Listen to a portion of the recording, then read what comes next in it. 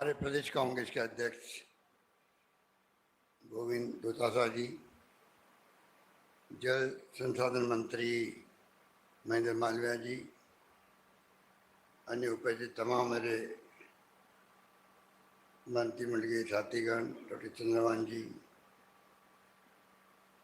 अन्य उपस्थित यहाँ तमाम जिलों से आए हुए हमारे प्रतिनिधिगण, भाई और बहनों, नौजवान साथियों, क्योंकि विशेष मकसद से मीटिंग बुलाई गई, इसलिए मैंने तय किया कि बाकी तो रोज अपन बात बोलते हैं, मीटिंगें करते हैं, भाषण देते हैं, ये कम से कम हमारे तमाम 13 जिले के साथियों को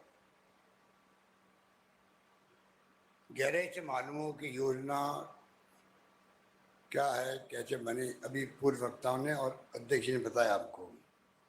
मैंने 2-3 पेज का नोट बनवाया है।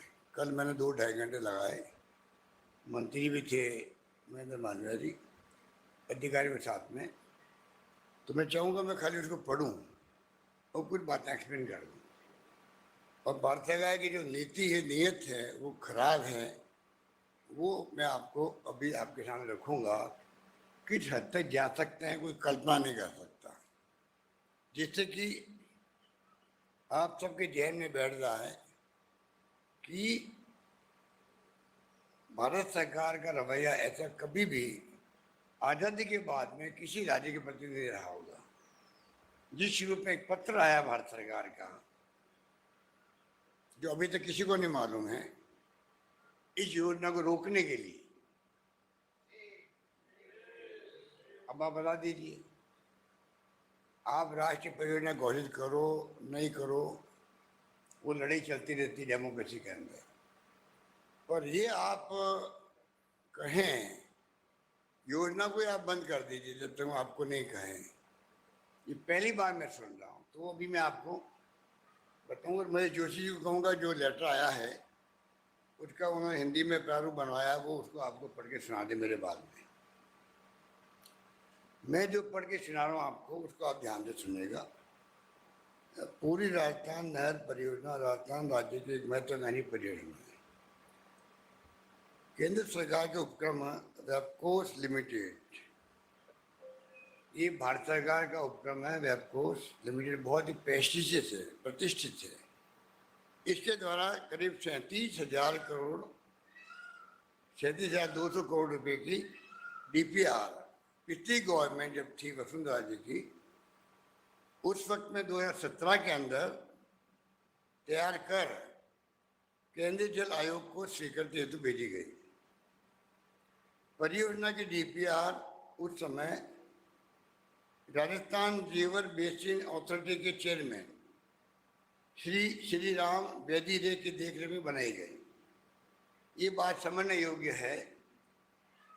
तत्कालीन सरकार बीजेपी के वक्त में ये मिस्टर जो श्री राम बेदीरे हैं, इनको वसुंधरा जी ने इस अथॉरिटी का चेयरमैन बनाया होगा राजस्थान के अंदर, उनकी देखरेख बनाई गई। और सबसे इम्पोर्टेंट बात यह है, वो मिस्टर श्री राम बेदीरे आज जल संसाधन मंत्रालय जो भारत सरकार का है, उसके सलाहकार वही है। आप एक मिनट समझ जाएंगे।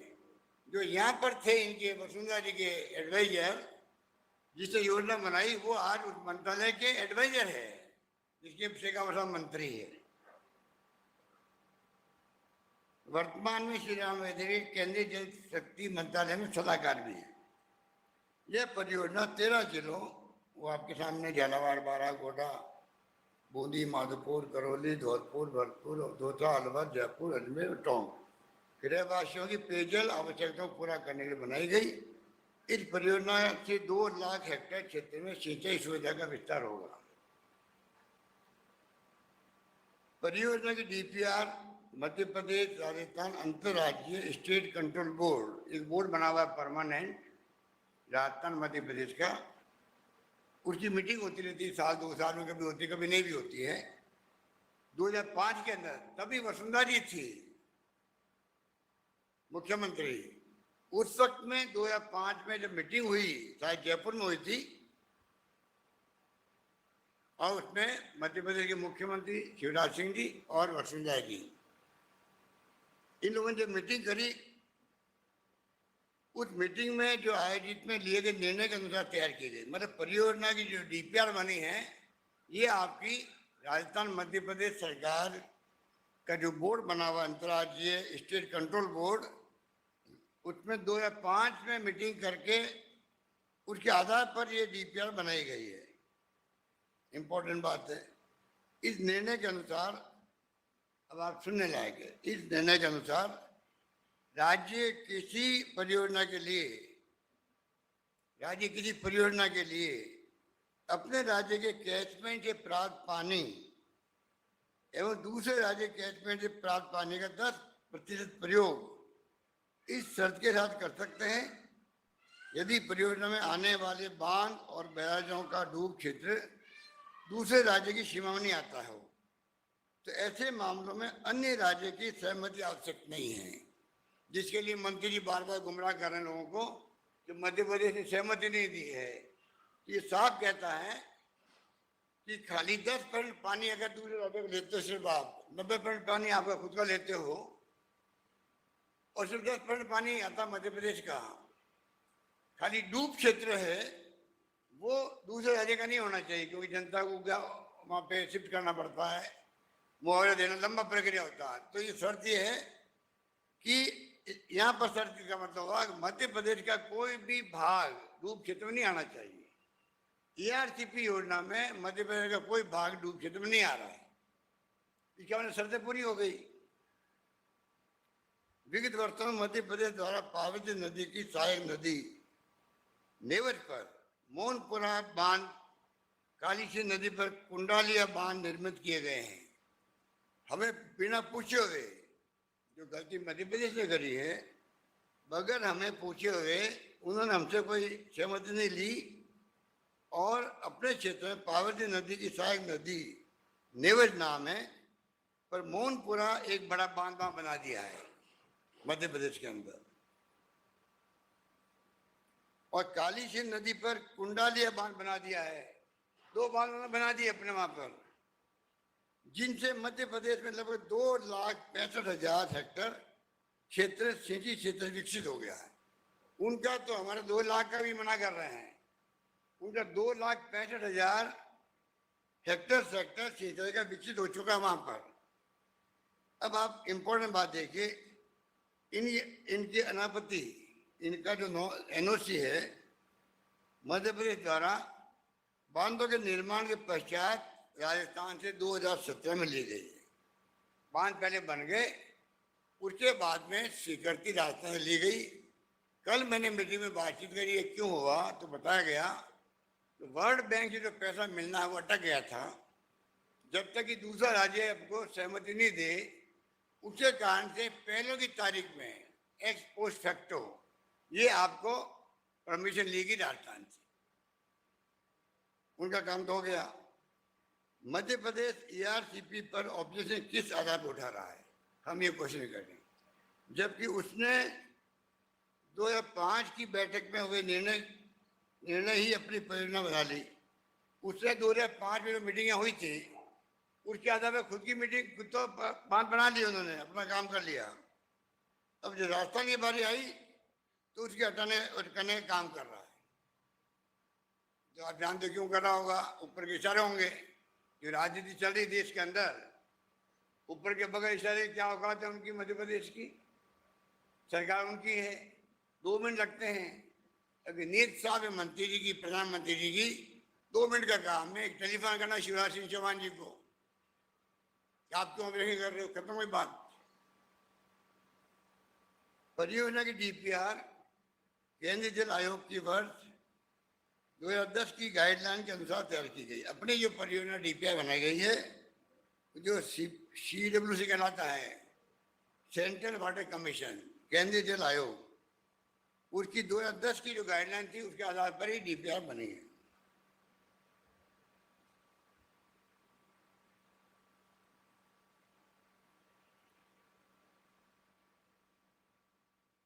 पानी पी के बताऊं तो ठीक रहेगा।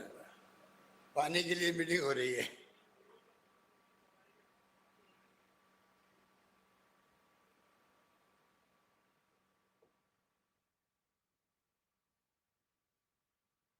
चंबल नदी पर धौलपुर में केंद्रीय जल आयोग का रिवर गेज स्टेशन है। बहुत इंटरेस्टिंग ये मैं बोल रहा हूँ, जो सुनने लायक आप लोगों के लिए।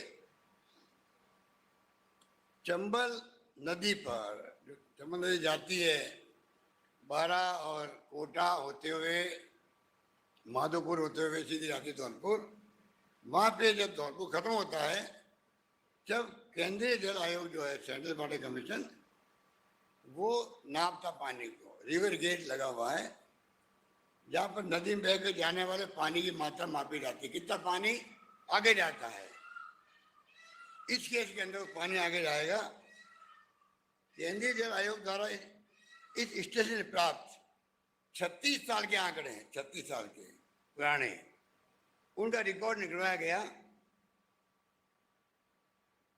के अनुसार औसतन 19,000 मिलियन क्यूसेक मीटर एवं 75% निर्भरता पर 11,200 मिलियन क्यूसेक मीटर पानी प्रति वर्ष यमुना नदी के माध्यम से समुद्र में व्यस्त चला जाता है।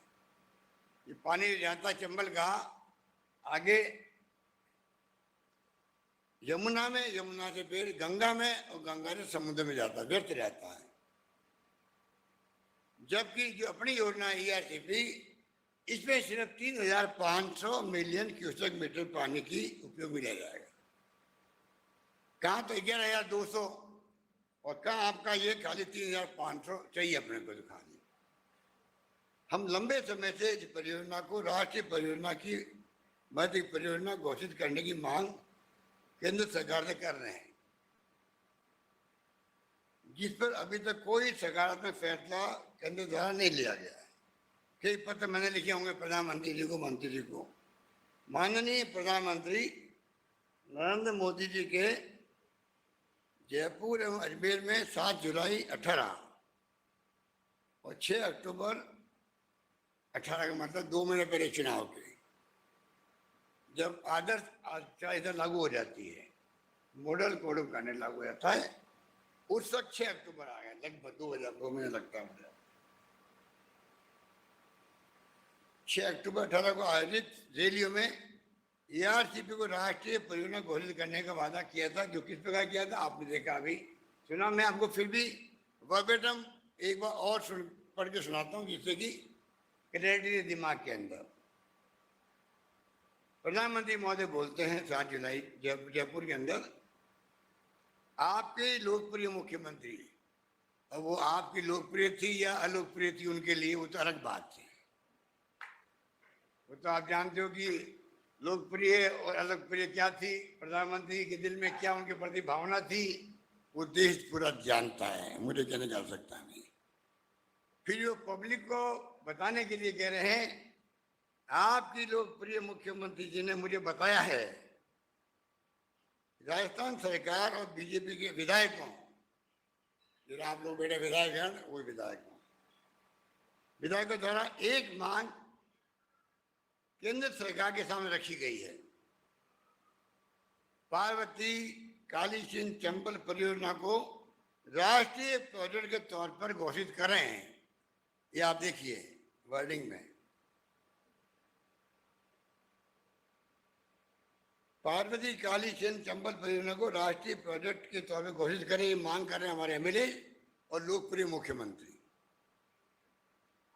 मुझे जानकारी दी गई है कि इसकी विस्तृत प्रोजेक्ट रिपोर्ट जल संसाधन मंत्रालय में भेजी गई है, ये जानकारी दी गई है, और परियोजना की तकनीकी जानकारी का काम चल रहा है। इस परियोजना से राजस्थान की 2 लाख हेक्टेयर से ज्यादा जमीन को सिंचाई की सुविधा मिलेगी।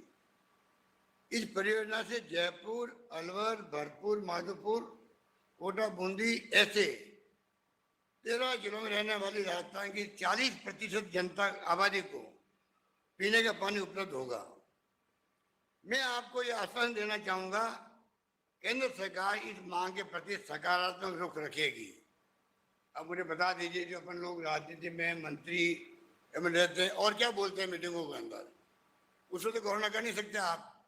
जब आप कह रहे हो तकनीकी की प्रोसेस चल रहा है, फिर आप आइए 6 अक्टूबर को, 2 महीने पहले चुनाव के, अजमेर में, राजस्थान में इंदिरा गांधी नहर परियोजना के बाद, वो खुद कह रहे हैं, राजस्थान में इंदिरा गांधी नहर परियोजना के बाद कोई भी बड़ी सिंचाई परियोजना की नींव नहीं रखी गई है। इसका मतलब उनका मंशा साफ था कि भाई इंदिरा गांधी कैनाल गोविंद पंत ने कुछ 56 में 54 में रखी थी नींव उस जमाने के अंदर, जिसका नाम पर राजस्थान नहर था, बाद में इंदिरा गांधी कैनाल हुआ। मुझे पता है कि राजस्थान के पूरी राजस्थान, आगे बोलिए आप, देखिए आप, मुझे पता है राजस्थान में पूरी राजस्थान नहर परियोजना की मांग काफी समय उठ रही है। जब मैं जुलाई में जयपुर आया था तभी मैंने इसका जिक्र किया था। इसका मतलब मंशा साफ थी। भारत सरकार द्वारा बहुत गंभीरता के साथ में इस योजना का तकनीकी अध्ययन किया जा रहा है। इस प्रोजेक्ट के जुड़े सारे पहलुओं का लेखा जोखा करने के बाद पूरी संवेदनशीलता के साथ हम इस पर फैसला लेंगे और चंबल बेसिन नदियों पर आधारित इस परियोजना से राजस्थान की 2 लाख हेक्टेयर से ज्यादा जमीन को सिंचाई की सुविधा मिलेगी। इस परियोजना से जयपुर, अजमेर, करौली, माधोपुर, दौसा, कोटा, बारां, झालावाड़, बूंदी ऐसे 13 जिलों में रहने वाली 40% जनता को पीने का मीठा पानी भी मिलेगा। ये अनकोट है। अब आप बता दीजिए, दोनों पैरा अगर पढ़े अपन तो वाकई तो है कि आप जो आपने अपनी भावना प्रकट की है उसके बाद में आप नकार रहे हो, परवाह नहीं कर रहे हो, जवाब नहीं दे रहे हो पत्रों का भी, किंतु प्रधानमंत्री महोदय द्वारा उसे अभी तक निभाया नहीं गया, जो कि दुर्भाग्यपूर्ण है। मैंने प्रधानमंत्री जी और जल शक्ति मंत्री जी को पत्र लिखकर भी आग्रह किया है। भविष्य में भी हम निरंतर केंद्र सरकार से अनुरोध करते रहेंगे इस परियोजना को राष्ट्रीय परियोजना का दर्जा दिया जाए। केंद्र सरकार द्वारा इस परियोजना को 90-10 के अनुपात के आधार पर राष्ट्रीय महत्व की परियोजना का दर्जा दिए जाने पर इस परियोजना को मैं समझता 8-10 साल में पूरा हो सकता है, पूर्ण किया जा सकेगा।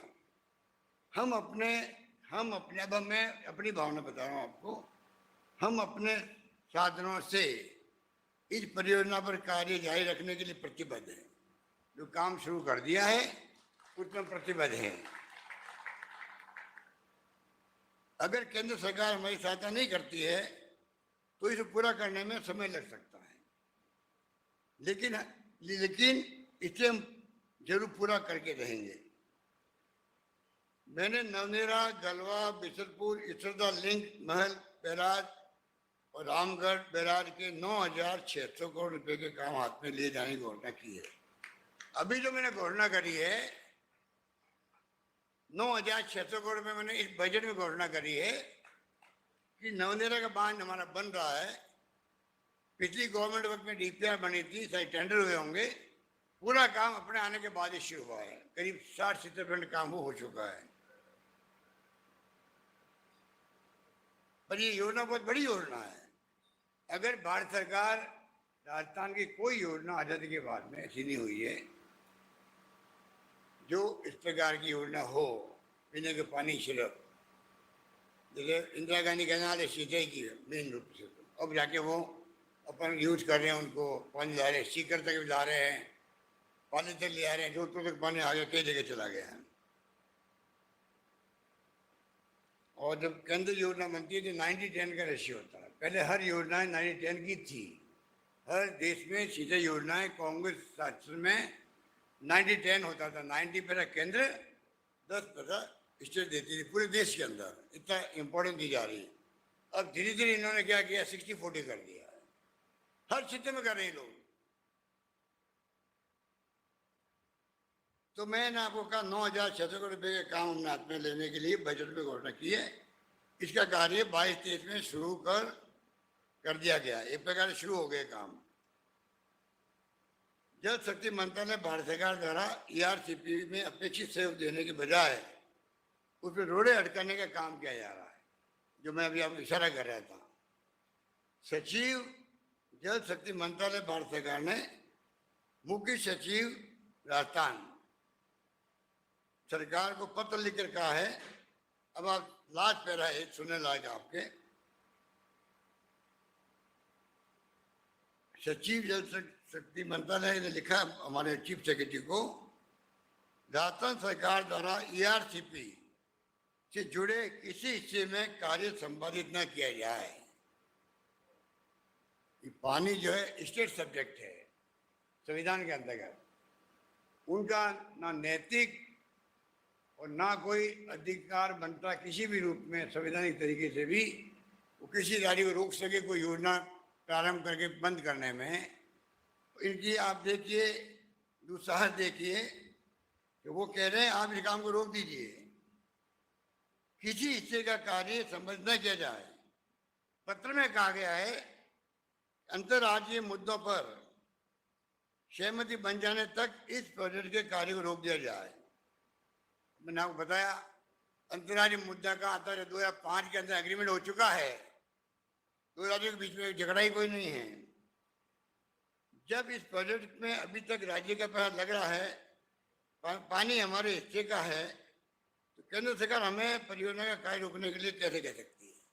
पानी हमारा है, पैसा हमारा लग रहा है, केंद्र पैसा दे नहीं रहा आपको, उसको वो भी आप रोक दीजिएगा।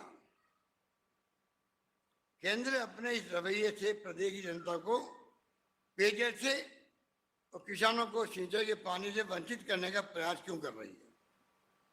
एक तरफ तो जेजेएम चल रहा है, महत्वाकांक्षी योजना है, 2024 तक वो काम पूरा होना है। हमारी मांग है उसको अब 2 साल बढ़ाओ कि कोरोना काल आ गया, यूक्रेन का युद्ध आ गया है और सब राज्य सरकारें कह रही है कि इतने भाव बढ़ गए हैं कि कोई ठेकेदार आ ही नहीं रहा है, वो अलग मुद्दा है।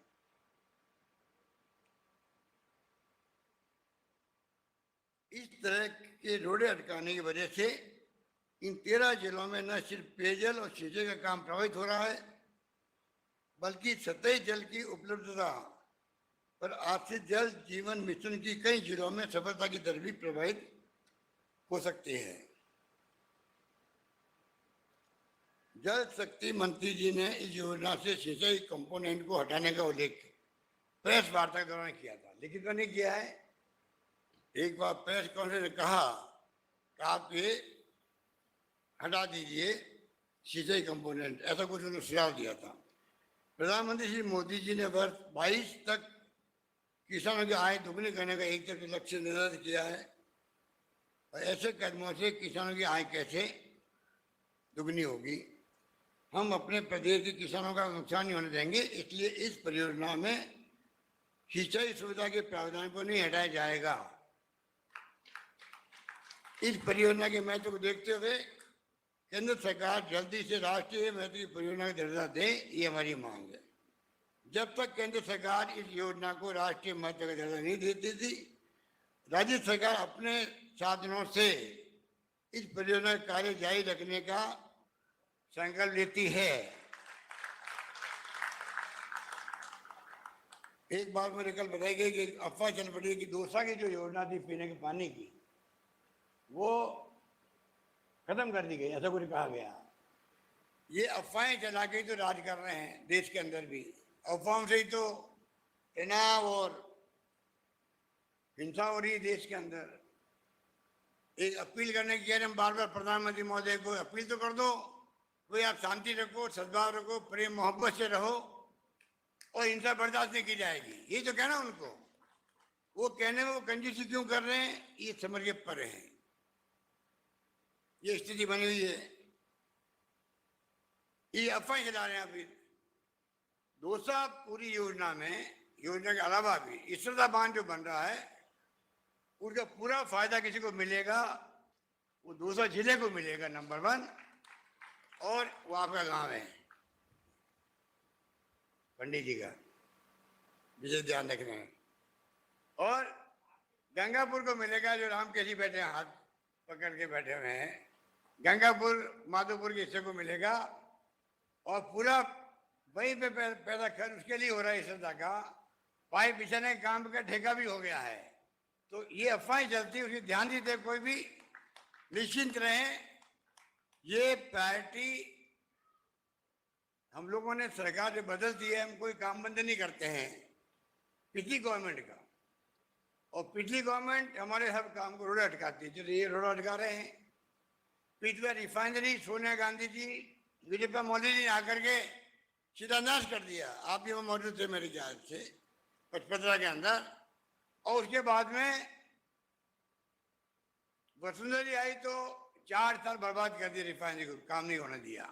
चुनाव के पहले आगे प्रधानमंत्री जी वापिस शिलान्यास करने जा रहे थे, प्रोग्राम बन गया, कार्ड छप गए, मैंने स्टेटमेंट दिया, वहाँ मैसेज दिया पीएमओ के अंदर। हिंदुस्तान के इतिहास में कभी एक बार शिलान्यास होने के बाद में मंत्र पढ़े गए वहां पर, दूसरी बार मंत्र कैसे पढ़ोगे आप बताओ?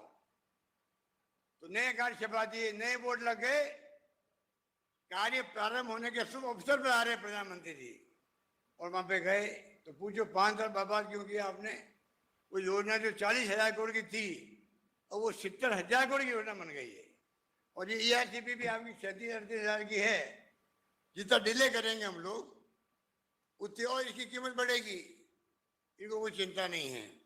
तो मैं खाली आपको इतना ही कहना चाहूँगा कि मैंने जिंदगी में बचपन से देखा, MP बना मैं 80 के अंदर, तब थे राजीव गांधी जी थे महामंत्री AICC के अंदर, हम लेके गए जोधपुर में है उनको, शिवचंद्र माथुरी थे मुख्यमंत्री, वर्षा महिला जी थे सिंचाई मंत्री और PhD मंत्री थे, तब हमने घोषणा करवाई थी उनसे, इंदिरा गांधी कैनाल से पानी जोधपुर में आए।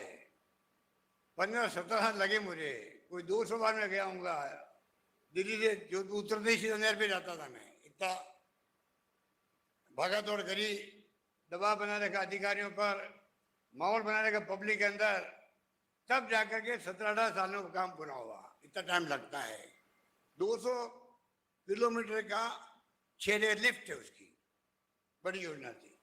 ये जो अध्यक्ष जी ने आपको कहा है उसके मायने हैं, काम सरकार किसी की भी हो, जन प्रतिनिधि दबाव बनाए रखता है, उसका असर पड़ता है। अधिकारियों को भी, कर्मचारी हो, अधिकारी हो, मंत्री हो, सेक्रेटरी, सब समझ जाते हैं। रोज इसकी मॉनिटरिंग हो रही है, कमजोरी दिखी नहीं, बेईमानी हुई नहीं, क्वालिटी घटिया हुई नहीं, तो हम पकड़े जाएंगे।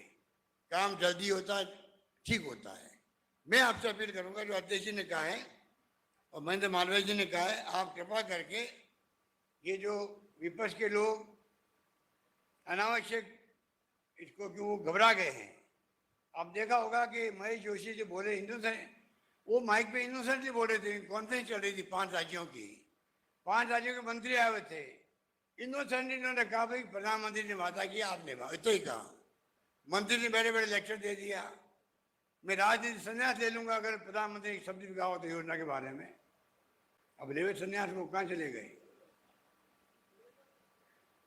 ये स्थिति है, और नहीं तो मुख्यमंत्री को आपको संन्यास लेना पड़ेगा, वो भी उन्होंने फरमान जारी कर दिया। आप बताइए, केंद्रीय मंत्री खुद मौजूद वहां पर, जो हम देखा फोटो के अंदर, उसके बाद में उस प्रकार की बात बोल रहे हैं, इसका मतलब एब्सेंट माइंड रहते हैं मीटिंग के अंदर। प्रधानमंत्री की मीटिंग में एब्सेंट माइंड रहना अच्छी बात नहीं है। इसका मतलब हम कभी कहेंगे प्रधानमंत्री जी ऐसे निकम्मे मंत्री को रखते क्यों हो जो आपकी मीटिंग के में वो एब्सेंट माइंड रहता है? आप बोले, आपने सुना ही नहीं, वो खुद ही कह रहे मैंने सुना ही नहीं इस बात को। ये बात है। अब खाली 2-3 मिनट लगेंगे और वर्बेटम आपको सुना देंगे महेश जोशी जी, थोड़ी क्लियरिटी और हो जाएगी। आज इस मौके पर मुझे कुछ नहीं कहना, क्योंकि इतने झूठे लोग हैं, ये इतने अफवाह फैला के राज कर रहे हैं। देश बहुत ही गंभीर स्थिति में पहुंच गया है। अमृत सेन जो नोबेल पुरस्कार विजेता है, परसों उन्होंने कहा कि जो पूरा देश में भय का माहौल है, मुझे कोई कहे कि आपको किससे भय लगता है, तो मैं कहूँगा आज देश के जो माहौल है उससे भय लगता है, ये उन्होंने कहा है। राहुल गांधी जी का ऑफिस को तोड़फोड़ कर दी वायनाड के अंदर, जहाँ वो MP है, केरला के अंदर। आप मेरे कुछ लोगों को मालूम होगा, देखा होगा आपने, जी TV ने चला दिया। उन्होंने कहा कोई बात नहीं, मेरा हौसला टूट फूट हो गई, ये बच्चे हैं, इनको माफ करो। उन्होंने चला दिया उदयपुर में जिन्होंने कत्ल किया है, उसके बारे में राहुल गांधी कह रहे हैं बच्चे हैं, इनको माफ कर देना चाहिए। पूरे देश में तो भयंकर आक्रोश से पूरा देश हिल गया उस घटना से। मैं खुद जाके आया हूँ, परिवार से मिलकर आया हूँ। राजस्थान हिल गया है, जगह जगह कस्बों में और सब जगह जुलूस निकल रहे हैं। शांति स्थापित करने में अपन कामयाब रहे। दोनों को अरेस्ट कर लिया, टाइम से अरेस्ट कर लिया आप लोगों ने। एसओजी ने काम शुरू कर दिया, अब एनआईए ने ले लिया काम। देखते हैं कितना जल्दी वो पूरा कोशिश करते हैं सजा दिलाने के लिए। आप बताइए कि इस प्रकार से नेशनल मीडिया ये कहे राहुल गांधी के नाम से उदयपुर की घटना के बारे में कह रहे हैं बच्चे इनको माफ कर दो। आप सोच सकते हो किस लेवल पे जाके राजनीति देश की हो रही है, उसको आपको समझना पड़ेगा। और हम जो यहाँ बैठे हुए हैं, ये कोई मामूली मीटिंग नहीं है। आपके 20 साल बाद में आप चर्चा करोगे, आपके बच्चे चर्चा करेंगे। वहाँ मीटिंग जब ERCP के लिए हुई थी तब आप लोग आए थे यहाँ पर। ये इतिहास बनाने वाली मीटिंग है आज की मीटिंग। अब आपके ऊपर है, आप किस रूप में इसको इश्यू बनाओ अपने क्षेत्र के अंदर, किस रूप में इश्यू बनाओ, किस रूप में हमारी जनता को एहसास करवाओ कि कांग्रेस सरकार आने के बाद में इसको प्रायोरिटी टॉप में रखी है। ये नहीं है कि वसुंधरा जी ने योजना बनाई इसलिए अपन क्यों करें इसको, ये नहीं है कि भाव का भी अपन है। पिछली गवर्नमेंट की योजना, वसुंधरा जी की योजना एक दिन खराब हमने नहीं किया है। समय किसी का इंतजार नहीं करता है, पब्लिक तकलीफ क्यों पाए, ये सोच के हम लोगों ने लगभग 10,000 करोड़ रुपये रखा अभी। तो मैं निवेदन करूंगा आपसे कि जो 6 तारीख की बैठक है उसकी तैयारी में आप लगे। हमारे मंत्री और प्रभारी मंत्री, विधायक साथी बहुत आप सब बैठे यहाँ पर, कृपा करके आप इसको इश्यू बनवाओ। और बाकी योजनाएं जो बजट में हमने पेश करी आप लोगों के लिए, चाहे वो चिरंजीव योजना हो, चाहे वो और कोई योजनाएं हो, घर घर तक पहुँचाओगे तो मैं समझता हूँ जनता को एहसास होगा कि हमारा जनप्रतिनिधि MLA हमारे बीच में सब कुछ कर रहा है। यही बात कहता मैं अपनी बात समाप्त करता हूँ। धन्यवाद। जय हिंद। धन्यवाद।